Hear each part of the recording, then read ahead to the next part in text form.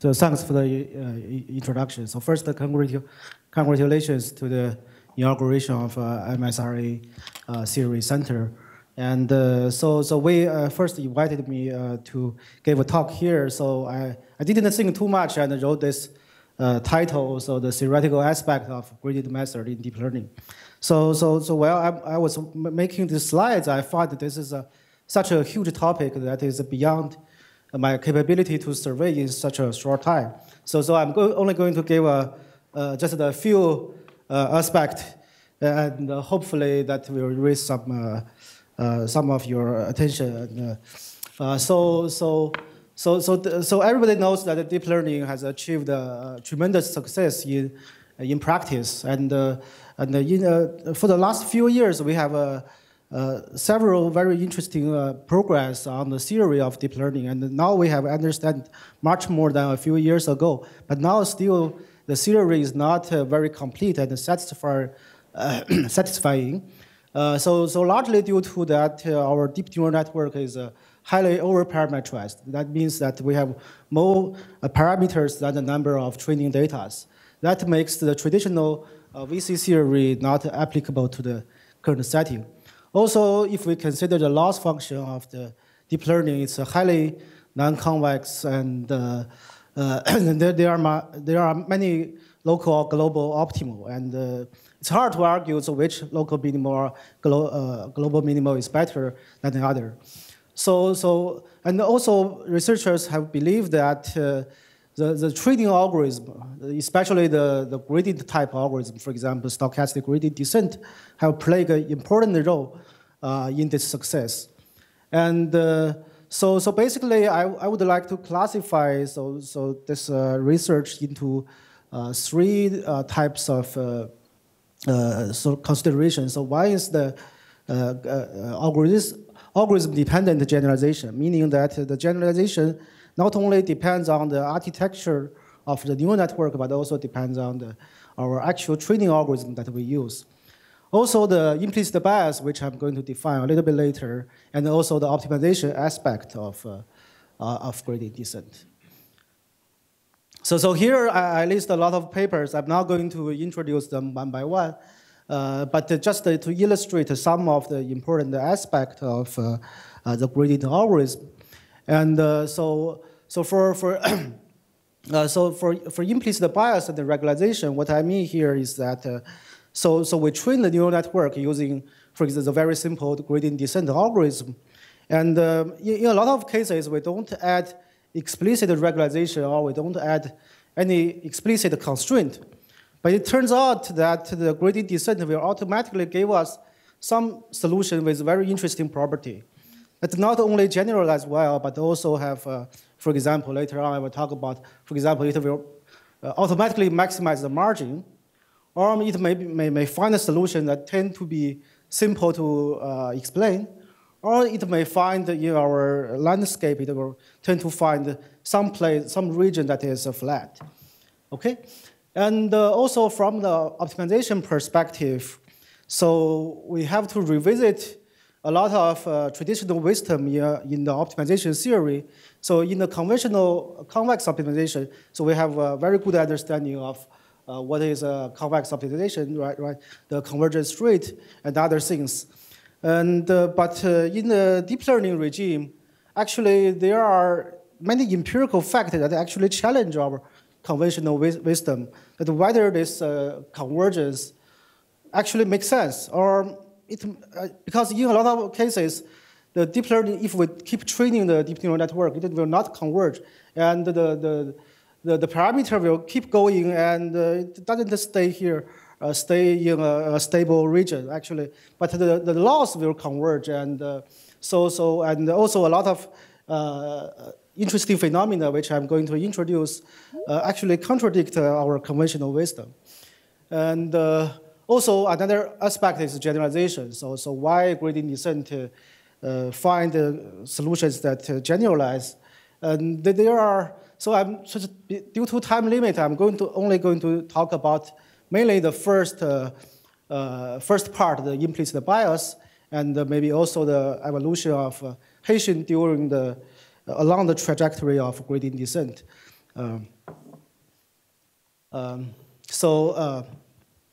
So here, as I said, so the objective of deep learning is highly non-convex, and there are many global optimal or local optimal.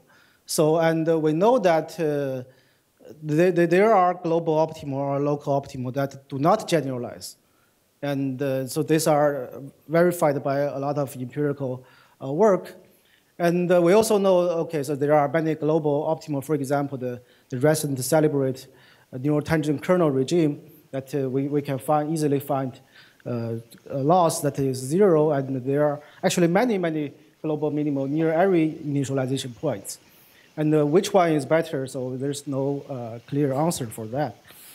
And also, people would like to know that, so gradient descent will find some interesting solution, but so why those solutions are better than if you use another optimization algorithm? So what are this interesting property? And maybe it will implicitly give us some capacity control. So for example, let me just stay here. So everybody knows this is a linear support vector machine. So very simple. It has been several decades, and it's a convex optimization. We can solve this problem optimally and get us a linear separator with a maximum margin.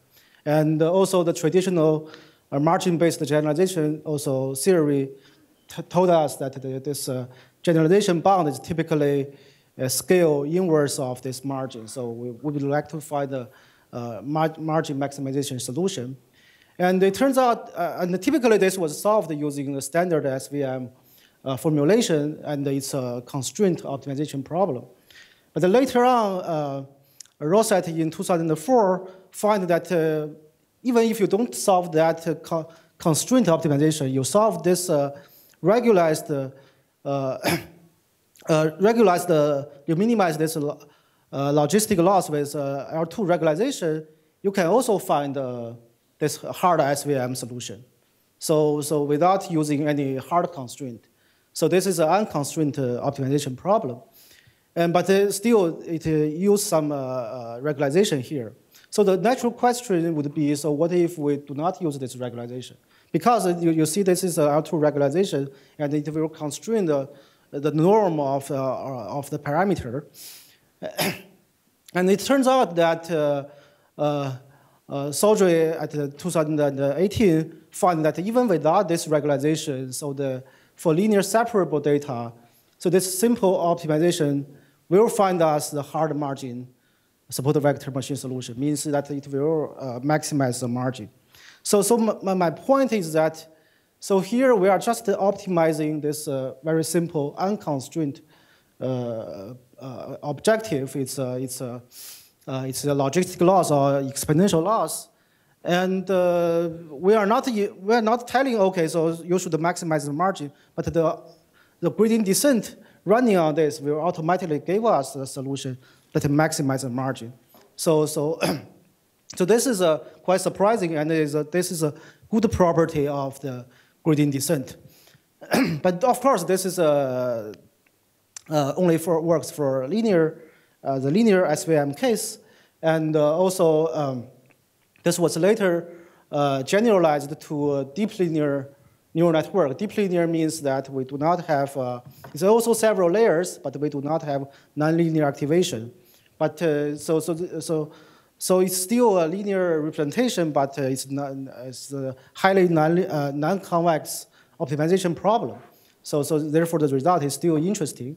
And later on, so we et al, they show that if you add a regularization, but you gradually change the parameter lambda here, and then the max margin, you can, in some sense, find the max margin solution. So then later on, also a related result, Chizat and Bach et al. Chizat and Bach show that for the infinite width two-layer neural nets, if you run the gradient descent with a very small step size, or it's a gradient flow, it will converge to a classifier with a maximum margin.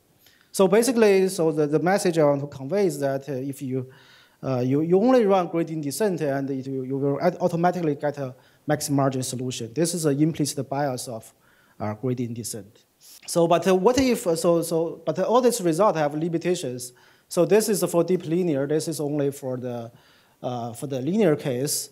And this is for the infinite with two-layer neural nets. So the natural question is, what is for the arbitrary layer with nonlinear activation? So, so actually we get a solution that actually we prove that this phenomena of gradient descent also holds for more general deep neural network. So let me briefly state my result. So here in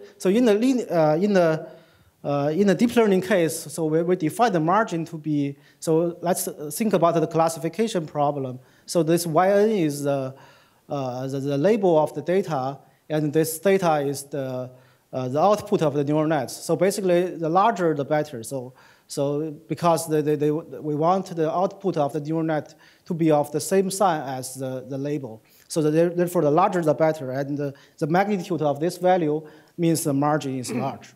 So the margin, we define the margin of the neural nets to be the smallest value among all data points. So therefore, actually, so if we look at the traditional linear case, the SVM linear case, so this says, okay, so this is an SVM formulation. This says, okay, the margin should be larger than this, and we would like to maximize this margin. So what would be a natural generalization for the supported vector machine? So here we still need to define what is a margin in deep linear case, because it's actually not that intuitive, because it's so the decision boundary is not going to be just a hyperplane. It's actually not a linear curve. So therefore, we have to suitably define what is a margin. Actually, the most natural definition here is actually this Q mean, which I just defined, over the norm. This theta squared is the norm of the neural nets, basically the L2 norm of the neural nets, and to the power of L. L is a number of layers.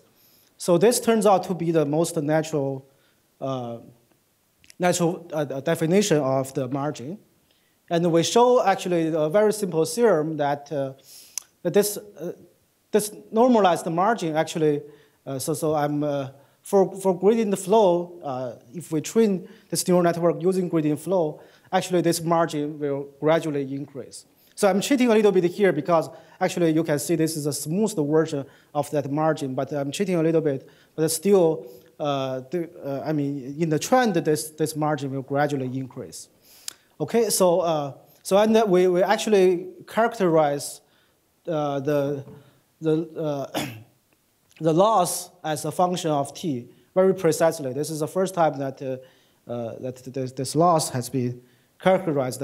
So here you can see as t increase, the loss of the linear the neural network gradually decrease, and so it's roughly 1 over t, and the rho is the norm of the parameters, and it's gradually increase. Okay, so this is the first theorem that we show that for arbitrary, actually, so for a large class of deep neural network, so the margin gradually increase. And we also show that if you use gradient descent, not only the margin increase, it actually implicitly solve a constraint program, which is very close to, so the form is very close to the classical supported vector machine. So this is a constraint program, and if you use gradient descent, you implicitly solve that mathematical program, and you find the KKT point for that program. Okay, so and also we show that it's actually sort of equivalent to a kernel SVM. So and the kernel is the recently discovered so-called neural tangent kernel. So therefore, we establish sort of the equivalence of algorithm, the gradient descent algorithm that we use commonly, and some constraint, highly complex constraint program, and we show, okay, so it solved that constraint program implicitly. But there are more to this story that, so a KKT point, so we know that if we use gradient descent, we find some KKT point of the max margin program. But the KKT point doesn't mean global optimality. It only means first order optimality. Okay, so it's only first order optimality. So the question is whether it finds globally max margin solution. For example, if I ask you this question, so let's see this example. So suppose those are the blue point, the blue points and the red points. If you use gradient descent to find a solution, so which solution it will find? So this line is a separator, and this looks to maximize the margin. So which one do you think it will find? So can audience give us who vote for this, who vote for the black, and who vote for this linear separator? If you use gradient descent, not the SVM or. So it seems like this one is, I mean, to our human eyes, this is a more plausible separator, right? But this linear separator doesn't seem to be generalized. But it turns out that the deep neural network will find this linear separator. And surprisingly, I mean, deep neural network will find solutions and tend to be simple. This is what we call the simplicity bias of gradient descent. Okay, so it will find solutions that tend to be sort of simple, and this linear separator is simple. And why this is so, actually, we can use so the techniques that we developed to show actually this is a case, but still for a general series of what in which cases we can find the global optimal, and in which cases we cannot, that is still open. Okay, so I'm going to skip this part. And for the evolution, so I only have 2 minutes, I will just be quick. So, and also another puzzle, so in understanding gradient descent is to understand along the trajectory, what is the evolution of the Hessian matrix. And one of the interesting discovery in several prior work is that, so they find the Hessian of this, along the gradient descent trajectory has the following property. If you look at its spectrum, this eigenvalue, it has the following structure. It has a bulk of eigenvalues, like here, a bulk of eigenvalue, and a few outliers. These are few outliers. So why it has such a structure is very puzzling, and it turns out that the number of outliers corresponding to the number of classes, and this bulk of eigenvalues corresponding to this sort of a noise.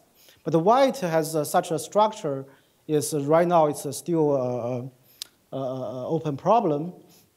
And later on, I mean, very recent iClear paper by Cohen et al., they find that not only it has this very interesting structure, also the largest eigenvalue of this Hessian highly depends on the step size. And actually, exactly the step size and the largest eigenvalue here I call L satisfy this eta is almost equal to 2 over L. Basically, let me show this picture. Maybe it's more clear. So this is the last example I'm going to introduce. So if I use different step size and learning rate, and we treat the neural network, okay? And this is the largest eigenvalue of the Hessian. And you will see that it will automatically, the largest eigenvalue will converge to 2 over eta. And the reason behind this is an empirical work, and there's still no theoretical explanation for this. And on this topic, I mean, there's a lot of open questions. So why we have such a phenomena? And actually, we did a lot of experiment to explain this. And due to time limit, I don't have time to explain why this happens, but for only very special cases, we can sort of explain what's going on. And let me conclude here. So basically, there are many open problems in this domain, and we can only answer questions for a very simple special cases, but it's still open to basically build a more global landscape theory for understanding the gradient descent. And so I hope more colleagues, more clever researchers will join us to understanding such a puzzle. Okay, thanks.